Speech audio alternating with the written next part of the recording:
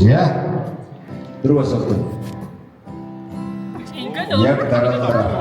자, 이게 자 참이 없어. 샤가천 벗어줘.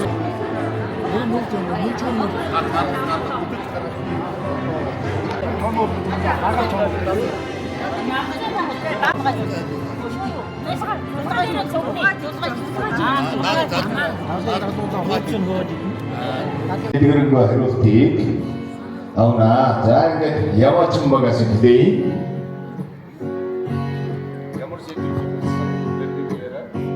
За манай баг 5 саваагүй гэж юу вэ? Юу ордог вэ гэсэн асуулт байна.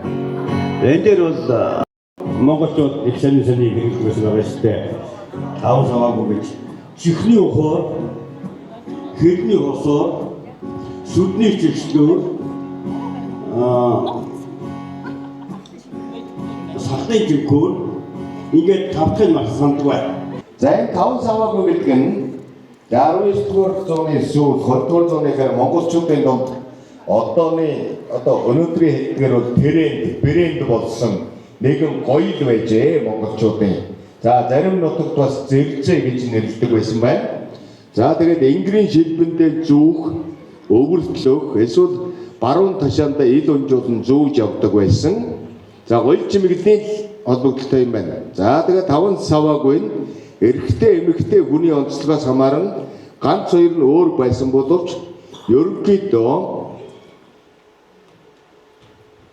сахлын чимгүүр, хэлний хусуур, чихний ухуур, шүдний чигчлүүр, хумс цэвэрлэгч гэсэн юм 5 юу байдаг байсан байна. За тэгээд нэг талаас одоо ариун цэврийн хэрэгсэл болгож ашигладаг байсан байна. Нөгөө талаараа гоёл чимэгдийн зорилтоор ашигладаг байсан байна. 5 саваагүй гэдгийг.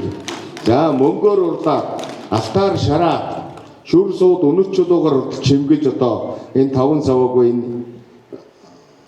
саваагүй нөхрийг бас гоёдаг байсан байна.